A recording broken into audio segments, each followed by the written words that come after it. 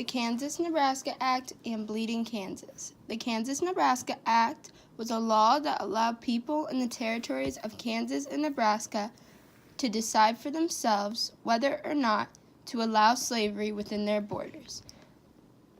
It was meant to create peace between the South and the North, though it ended up doing the opposite. The South wanted the territories to become slave states, and the North did not. Both wanted the upper hand in Congress.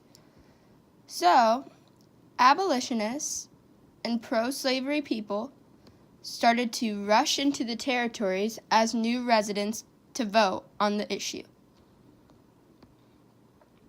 This led to the Bleeding Kansas, which was a small war between pro-slavery and anti-slavery in the Kansas Territory.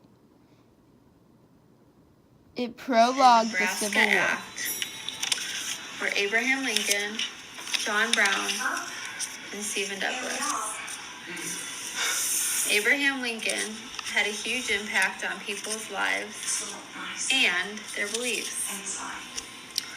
Lincoln saw the Kansas-Nebraska Act as a repeal of the 1820 Missouri Compromise. Stephen Douglas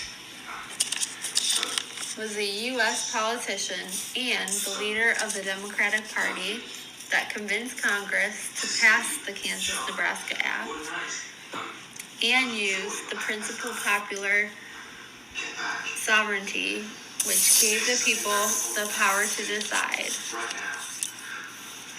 John Brown was an anti-slavery crusader who pushed for slave rights. But John Brown was also a murderer. Him and 7 men shot and killed James Doyle and 2 other men. Important people that impacted the Bleeding Kansas were John Brown and Senator David Rice Atchison. John Brown led one famous battle on the settlers at Potawatomi Creek. David Rice Atchison led the call for slavery's extension into the Kansas and Nebraska territories. Senator David Rice Atchison wanted to convince the Congress that impacted the Bleeding Kansas were John Brown and Senator David Rice Atchison. John Brown led one famous battle on the settlers at Potawatomi Creek. David Rice Atchison led the call for slavery's extension into the Kansas and Nebraska territories. Senator David Rice Atchison wanted to convince the Congress to pass this act.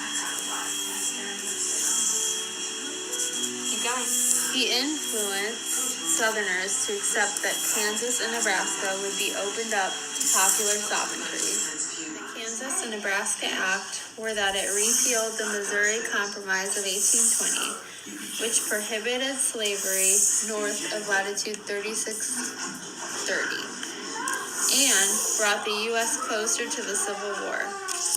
The Bleeding Kansas ultimately resulted in a civil war, the abolishment of slavery, and the Potawatomi Massacre.